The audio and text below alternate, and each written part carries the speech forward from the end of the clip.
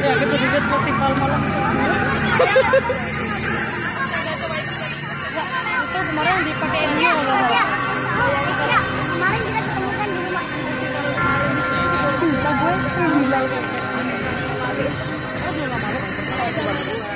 Bermula pada tahun 1979,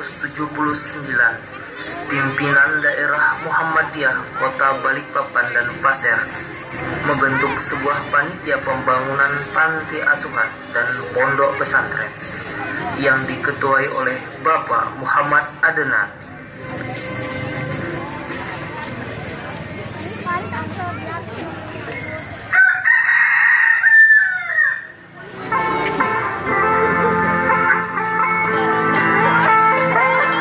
Suatu hari, Pak Adnan beserta panitia mengadakan sebuah musyawarah guna membahas tentang pembangunan panti asuhan dan pondok pesantren. Bismillahirrahmanirrahim. Assalamualaikum warahmatullahi wabarakatuh. Waalaikumsalam warahmatullahi wabarakatuh. Wahai sahabat-sahabatku, jika kita menengok pada zaman yang sekarang, yang mana para generasi mudanya lemah akan perjuangan. Sebagian besar dari mereka beralasan karena lemahnya ekonomi kedua orang tuanya dan juga minimnya tempat pendidikan di wilayahnya. Nah, maka dari itu kita harus membuat sebuah inovasi baru dan wadah sebagai pengkaderan generasi Muhammadiyah yang berpegang teguh pada Al-Quran dan Sunnah Rasulullah SAW. Kita harus ingat hadis Rasulullah yang artinya apabila anak Adam mati terputuslah semua amalnya kecuali 3 hal, yaitu yang pertama sedekah jariyah, dan yang kedua ilmu yang bermanfaat, serta yang ketiga anak soleh yang mendoakannya. Subhanallah, sungguh mulia niatan Anda. Saya sependapat dengan Anda, dan insya Allah saya akan membantu semampu saya. Alhamdulillah, mungkin memang inilah jalan yang Allah berikan kepada kita. Dan alhamdulillah, sebagai awal perjuangan kita mendapatkan wakaf dari Bapak Haji Abdus Syukur Daha. Beliau adalah Ketua Pimpinan Daerah Muhammadiyah Kota Balikpapan dan Pasir berupa tanah seluas 0,6 hektare dan sebuah rumah kayu berukuran 6 x 6 meter yang berlokasi di Jalan Soekarno-Hatta, kilometer 10, Desa Karangjoang. Alhamdulillah. Alhamdulillah. Kalau memang begitu Pak, ini adalah amanah yang tidak boleh kita sia-siakan. Kita manfaatkan ini untuk lapangan perjuangan. Nah, betul sekali perkataan Anda. Maka dari itu, agar wakaf ini tidak tersia-siakan, saya mempunyai pendapat untuk mendirikan panti asuhan dan juga pondok pesantren guna mencetak kader-kader pemuda umat Islam yang cendekiawan dan mantap dalam sisi agamanya. Bagaimana sahabat-sahabatku? Ada yang mau mengutarakan pendapatnya? Subhanallah, saya sependapat dengan Anda. Karena selama ini lapangan pendidikan yang paling efektif ya pondok pesantren. Dan niatan untuk mendirikan panti asuhan, saya jadi teringat akan hadis Rasulullah SAW yang artinya, barang siapa memelihara anak yatim di tengah kaum muslimin untuk memberi makan dan minum, maka pasti Allah memasukkannya ke dalam surga, kecuali jika ia telah berbuat dosa yang tidak dapat diampuni. Nah, alhamdulillah, jika teman-teman setuju dan sependapat dengan saya, dan setelah saya meminta petunjuk kepada Allah Subhanahu wa Ta'ala, terlintas dalam benak saya sebuah nama yang agung dan mempunyai makna yang mulia, yaitu Al-Mujahidin. Sesuai dengan tujuan kita membentuk panitia ini, yaitu guna mencetak kader-kader generasi muda yang kuat akan perjuangan, selamat akan keagamaan, dan berani berjuang untuk agama, bangsa, dan negara. Nah, bagaimana teman-teman sekalian? Ada yang punya pendapat atau usul yang lain? Subhanallah, sungguh nama yang cocok dan pas buat pondok yang akan berdiri ini. Semoga dengan nama pondok yang seperti ini bisa menjadi sebuah nama dan sekaligus menjadi doa, karena artinya mujahidin adalah orang-orang yang berjihad di jalan Allah. Dan semoga bisa melahirkan generasi-generasi yang luar biasa, insya Allah. Amin ya robbal alamin.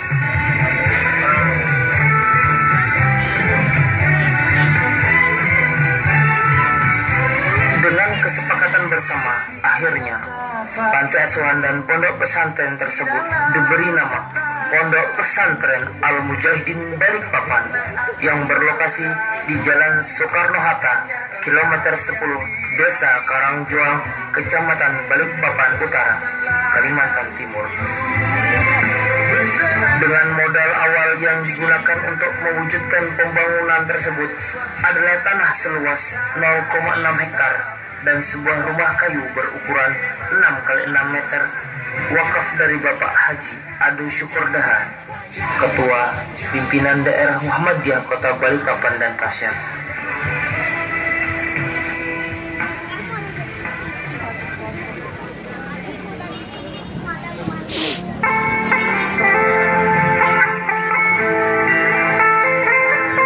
Pada tahun 1980 didatangkan 8 santri dari Desa Semoy 1, Kecamatan Kota Madia, Balikpapan, Kalimantan Timur, yang diasuh oleh Ustadz Abdul Munif dan Ustadz Martunis dari Kudus.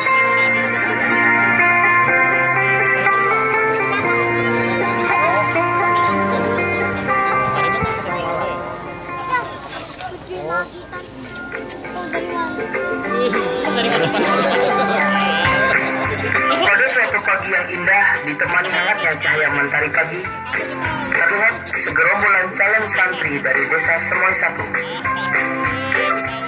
Mereka berjumlah 8 orang santri yang sudah siap untuk menimba ilmu di pondok yang masih dalam masa percobaannya. Dengan penuh harapan dan impian tergambar jelas di wajah para penuntut ilmu tersebut. Alhamdulillah, akhirnya sampai juga kita di tujuan. Iya ya, alhamdulillah, akhirnya sampai juga. Ternyata sampai juga ya. Untung aja tadi kita di jalan Gading Pinks. Ya iyalah, kita kan kuat anak semua. Lihat tuh, panti asuhan dan pondok pesantren Al-Mujahidin Balikpapan. Benar teman-teman, inilah pondoknya. Oh, ini toh. Tiba-tiba datanglah seorang ustadz yang berpakaian rapi dan menyambut kedatangan para santri. Assalamualaikum adik-adik. Waalaikumsalam warahmatullahi wabarakatuh. Kalian ini calon-calon santri dari Desa Semoy 1 ya? Nggih, Pak. Nggih, Pak. Benar, Pak. Kami adalah calon santri dari Desa Semoy. Saya Ustadz Munib dari Jawa yang akan menjadi pengasuh kalian di Pondok Mujahidin ini. Bagaimana perjalanan kalian? Alhamdulillah, Pak, lancar-lancar saja. Walaupun ada kendala di jalan tadi. Alhamdulillah kalau begitu. Untuk melepas rasa lelah kalian, mari masuk ke dalam. Tata pakaian dan barang-barang bawaan kalian di dalam lemari itu. Kemudian persiapan sholat zuhur berjamaah dan makan siang. Ustadz tinggal dulu ya. Assalamualaikum warahmatullahi wabarakatuh. Waalaikumsalam warahmatullahi wabarakatuh. Iya. Maling ini. Maling pondok ini.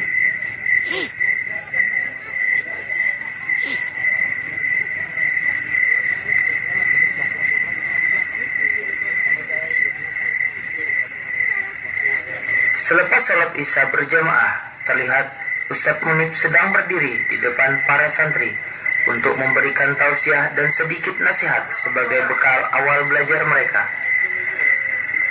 Bismillahirrahmanirrahim. Assalamualaikum warahmatullahi wabarakatuh. Waalaikumsalam warahmatullahi wabarakatuh.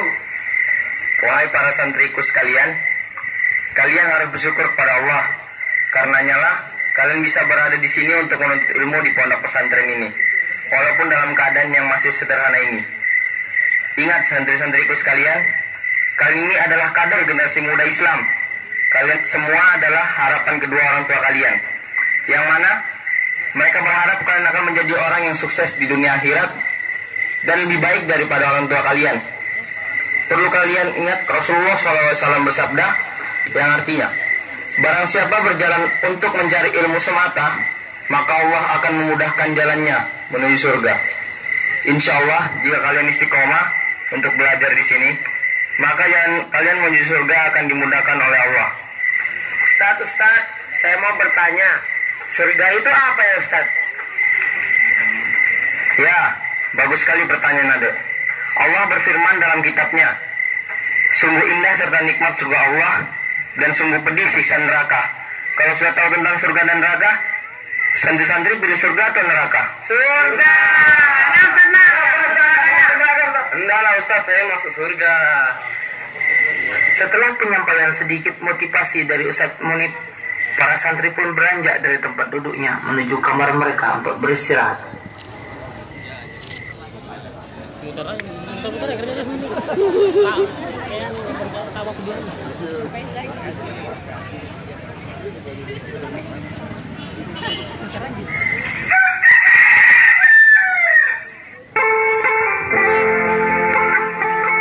Keesokan harinya,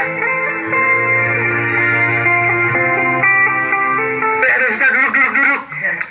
Bismillahirrahmanirrahim. Assalamualaikum warahmatullahi wabarakatuh. Waalaikumsalam warahmatullahi wabarakatuh. Wahai santri-santriku sekalian, ini adalah hari pertama kalian. Maka dari itu, saya di sini akan mengajarkan kalian tentang firman Allah yang berbunyi Bismillahirrahmanirrahim. Yarfa'illahu lazina amanu minkum wallazina utul ilma darajat.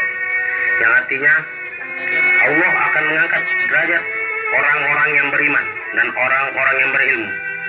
Maka dari itulah kita sebagai umat Islam diwajibkan untuk menuntut ilmu. Karena Imam Syafi'i juga mengatakan barang siapa yang menuntut ilmu, maka dibukakanlah pintu jalan menuju surga Allah.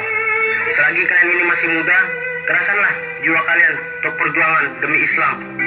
Jadilah kalian pemuda yang mempunyai tekad yang kuat bagai besi baja dan ilmu yang luas bagai lautan.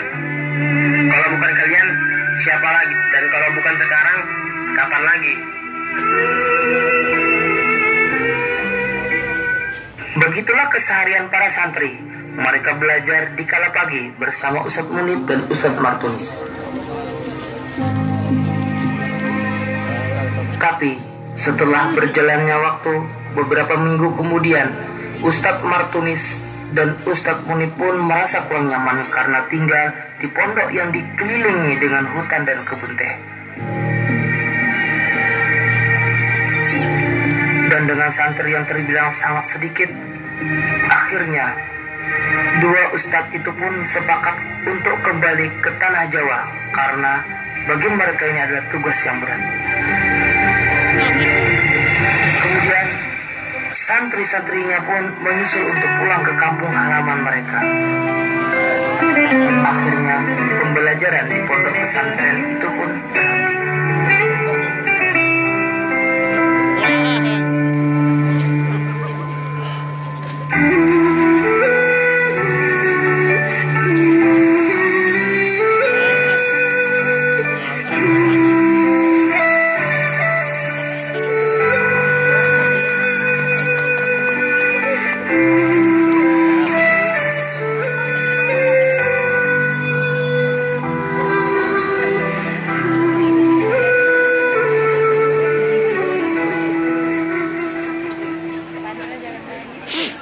ganti lagi warnanya itu aja.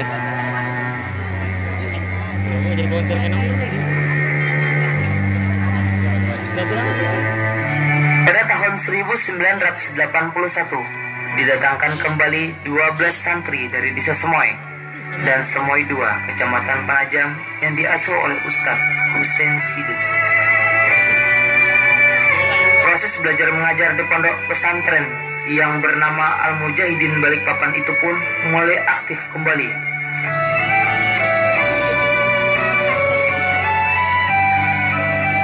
Assalamualaikum warahmatullahi wabarakatuh. Waalaikumsalam warahmatullahi wabarakatuh. Santri-santriku sekalian, perlu kalian ketahui, sebenarnya sebelum kalian masuk ke pondok ini, ada 8 santri yang sudah mendahului kalian belajar di sini. Tapi dikarenakan letak pondok ini yang masih dikelilingi dengan hutan dan fasilitasnya yang kurang memadai, menjadi penyebab utama berhentinya pendidikan di pondok ini. Tapi telah terlihat di sini wajah yang baru dengan jiwa yang baru.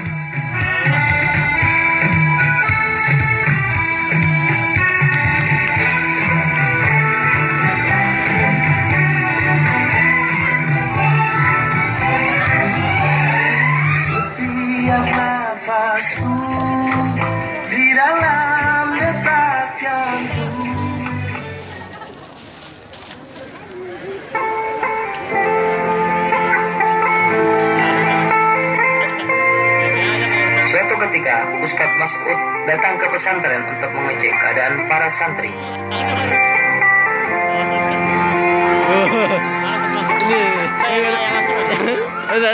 Dan setibanya di pesantren, terlihat para santri yang sedang membereskan barang-barang mereka. Assalamualaikum. Waalaikumsalam. Loh, kalian mau kemana? Kok beres-beresin barang? Kami tidak betah karena belajarnya sedikit, Ustaz. Memang bagaimana belajarnya? Aktif atau tidak? Seminggu berapa kali kalian belajar? Tidak tentu, Pak. Kadang seminggu hanya sekali. Loh, kok begitu? Kami sudah menunggu Ustadz dan siap untuk belajar. Tapi ternyata Ustadz Husain Cilinya tidak hadir untuk mengajar. Mungkin karena sibuk ngajar di luar kayaknya. Kalau begitu, kalian tetap di sini saja. Nanti saya akan mengkonfirmasi hal ini kepada Muhammadiyah daerah untuk mencari pengasuh baru kalian. Setelah beberapa bulan berjalan, kepengurusan santri pun diganti oleh Ustadz Munaji. Dan setelah datangnya Ustadz Munaji, para santri pun kembali merasa nyaman. Dikarenakan karakter dari Ustadz Munaji yang humoris dan juga memiliki ilmu agama yang luas. Setelah 1 bulan berjalan, kepengasuhan santri pun dibantu lagi dengan datangnya Ustadz Rusdiman, Ustadz Kosisuen, dan Ustadz Ali. Saat itu, proses belajar mengajar pun semakin membaik. Dan setahun setelah datangnya Ustadz Rusdiman, berdirilah SMP Muhammadiyah 3 Balikpapan yang dikepalai oleh Ustadz Rusdiman. Alhamdulillah, semakin berkembang pondok yang kita bina ini. Alhamdulillah, ini semua karena Allah dan berkat usaha kita yang keras dan bersungguh-sungguh. Bagaimana jika kita membuat SLTP setelah ini, sehingga para santri dapat lebih baik lagi dalam proses pembelajaran? Baiklah, saya setuju dengan pendapat tersebut. Dan antum yang akan menjadi kepalanya, Ustaz. Subhanallah, itu adalah sebuah tanggung jawab yang besar. Namun, insya Allah demi kemajuan Islam, saya siap, Ustaz. Selang 3 tahun kemudian, berdirilah sekolah SLTA 2 yang sekarang dikenal dengan SMA Muhammadiyah 2 Al-Mujahidin Balikpapan. Di matamu masih tersimpan selaksa peristiwa. Segala manis dan pahit pun telah menjadi rasa pelengkap perjuangan dalam mengarungi kerasnya hidup. Hingga tibalah masa di mana pohon sudah waktunya untuk dipanen. Semua usaha, keringat, perjuangan serta pengorbanan yang tercurah dari ribuan campur tangan telah terlihat hasilnya. Dulu yang mulanya hanya dari 0,6 hektar tanah dengan jumlah santri yang bisa dihitung dengan jari, tetapi sekarang sudah memiliki lebih dari 7 hektar tanah dengan santri yang hampir mencapai 1000 anak. Meski nafasmu kadang tersengal, Inilah perjuangan. Sesulit dan seberat apapun pasti ada kemudahan. Ingatlah Allah berfirman dalam Al-Quran, Ya ayyuhalladzina amanu in tansurullaha yansurkum wa yusabbit aqdamakum. Hai orang-orang yang beriman, jika kamu menolong agama Allah, niscaya Dia akan menolongmu dan meneguhkan kedudukan. Alhamdulillahirabbil alamin.